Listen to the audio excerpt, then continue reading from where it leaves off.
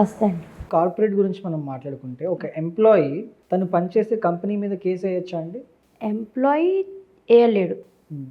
ఒకవేళ ఎంప్లాయీకి ఇప్పుడు private employee ఉందనుకోండి, దానిలో ఏదైనా ఇల్లీగాలిటీ జరిగితే లేబర్ కోర్ట్ ఉంది, దానిలో వెళ్ళొచ్చు. అది లేబర్ కోర్ట్ వెళ్ళాలి కూడా, he has to have specific income. ఆ శాలరీ ఇంత డ్రా చేస్తేనే లేబర్ కోర్ట్ వెళ్ళొచ్చు. ఎక్కువ like if is drawing 1 lakh salary, he cannot go to labour court, వెళ్ళలేడు.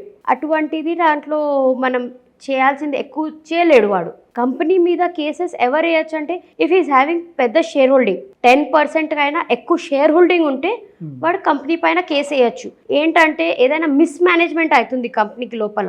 Miss management కింద ఏమవుతుందంటే, ఒకటి మీటింగ్స్ రెగ్యులర్గా ఇయర్లీ వన్స్ AGM జరగాలి, అది జరగకపోతుంది. లేకపోతే అన్ని షేర్ హోల్డర్స్కి పిలవకుండా మీటింగ్స్ జరుగుతున్నాయి, అవి ఉన్నాయి.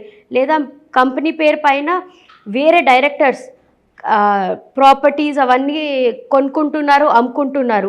షేర్ హోల్డర్స్కి అడగకుండా వాళ్ళు ప్రాపర్టీస్ అమ్ముతున్నారు, కొనుక్కుంటున్నారు. మెయిన్గా ఏంటంటే కంపెనీ పేరు పైన, కంపెనీ పేరు తీసుకొని డైరెక్టర్ ఏదైనా ఇల్లీగల్ యాక్టివిటీస్ చేస్తున్నారు అనుకోండి, that is called as corporate irresponsibility.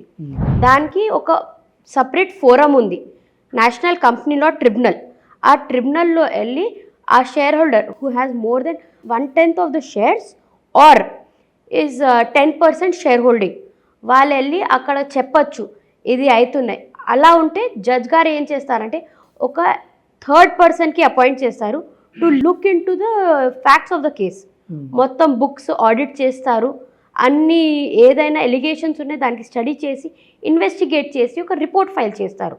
దానిపైన మళ్ళీ జడ్జ్ గారు డెసిజన్ తీసుకుంటారు, కంపెనీ యాక్చువల్గా ఇల్లీగల్ యాక్టివిటీస్ చేస్తున్నారా చేయట్లేదా. ఒకవేళ చేస్తున్నారంటే అప్పుడు కంపెనీకి క్లోజ్ చేయొచ్చు, లేదా డైరెక్టర్స్ మానచ్చు, లేదంటే కంపెనీకి అమ్మడానికి పర్చేజర్స్కి కూడా పిలవచ్చు. ఆ అథారిటీ ఉంటుంది ట్రిబ్యునల్కి. ప్రజెంట్ ఉన్న సొసైటీలో ఎక్కువగా ఫ్యామిలీ కేసెస్ మీరు చూస్తున్నది అండ్ సొసైటీలో పెరుగుతున్న కేసెస్ ఏమున్నాయండి? యాక్చువల్గా ఏమైందంటే ఈ మధ్య ఇప్పుడు సుప్రీంకోర్ట్ కూలింగ్ పీరియడ్ కూడా తీసేసింది. అయితే you can file divorce petition as soon as you get separated. ముందు అంటే 1 year కూలింగ్ పీరియడ్ ఉండేది, దానికి చాలా మంది కోర్టులో వెళ్లకుండా బయట సెటిల్ చేయడం, లేదంటే కొంచెం కాంప్రమైజ్ చేసి కలిసి ఉండడం ట్రై చేసేది. ఇప్పుడు కూలింగ్ పీరియడ్ వచ్చిన తర్వాత డైవోర్స్ కేసెస్ ఎక్కువ పెరిగిపోయింది. దానికైనా ఇప్పుడు ఒక గర్ల్ ఉంటే ఆమె DVC 498 అంటే dowry cases, domestic violence cases, అవన్నీ చాలా బ్లాక్మెయిలింగ్గా యూజ్ చేసుకుంటున్నారు. నేను చూస్తున్నాను సార్, ఇప్పుడు 4 days 5 days కలిసి ఉన్న తర్వాత డైవర్స్ పిటిషన్ వేసేస్తున్నారు, DVC వేసేస్తున్నారు, డౌరీ. దానిలో అసలు 4 days 5 daysలో మీకు ఏం అర్థం అవుతుందని జడ్జ్ గారు కూడా అది. దాని తర్వాత ఏమవుతుందంటే పిటిషన్ వేస్తారు, ప్రొలాంగింగ్ ఆఫ్ కేసు ఉంది. దాని తర్వాత ఒక 5-6 years తర్వాత వాళ్ళకి సెటిల్ అవ్వాల్సింది ఉండేది కూడా అవ్వదు. అటువంటిది కొంచెం ఇన్ని కేసెస్ పెరిగింది, దానివల్ల లిటిగేషన్ చాలా లెందీ అయిపోయింది. దాని తర్వాత ఎండ్ ఆఫ్ ద డే వాళ్ళు సెటిల్ చేసుకుంటారు ఏంటంటే డబ్బులతో.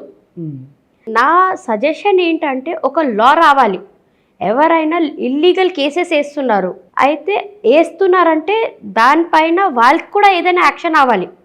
అంటే ఇల్లీగల్ కేసు అని మనం ఎలా దాన్ని డిక్లేర్ చేస్తామండి? ఒకవేళ 90% ఆఫ్ ద DVC కేసెస్ లేదా డౌరీ కేసెస్ ఉంది, డొమెస్టిక్ వైలెన్స్ లాస్ట్లో ఎక్విటలే అవుతాయి.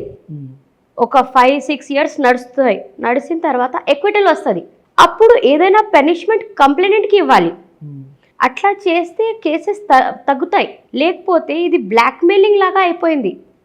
నువ్వు 10 lakhs ఇవ్వు, 50 lakhs ఇవ్వు, 60 lakhs ఇవ్వు, దాని తర్వాత నేను అన్ని కేసు విత్డ్రా చేసుకున్నాను. లేదంటే ఒక స్ట్రిక్ట్ రూలింగ్ రావాలి, ఒక క్రిమినల్ కేసు నువ్వు విత్డ్రా చేస్తున్నావు అంటే కంప్లైనెంట్కి ఇంత ఫైన్ ఉండాలి, లేదా ఇది పనిష్మెంట్ ఉండాలి, ఎందుకంటే నువ్వు ఫాల్స్ కేసు వేసుకున్నావని.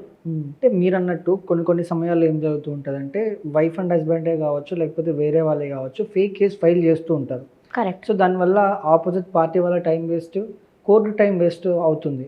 సో కేసు మొత్తం అయిపోయిన తర్వాత మళ్ళీ ఎవరైతే ఫేక్ కేసు పెట్టుంటారో వాళ్ళకి శిక్ష పడుతుందా అండి?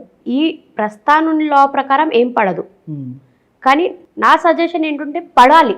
ఆ భయం కూడా ఉండాలి, ఎందుకంటే వేరే కేసెస్ ఉన్నాయి, ఫ్యామిలీ కేసెస్ కాకుండా వేరైనా ఇల్లీగల్ కేసెస్ వేసుకున్నారనుకోండి, ఫాల్స్ కేసు వేసుకుంటే ఏదో పనిష్మెంట్ ఉంటుంది వాళ్ళకి. అట్లనే ఆ ప్రొవిజన్ వాళ్ళు ఫ్యామిలీ కోర్టులో కూడా అప్లై చేసుకుంటే బాగుంటుంది.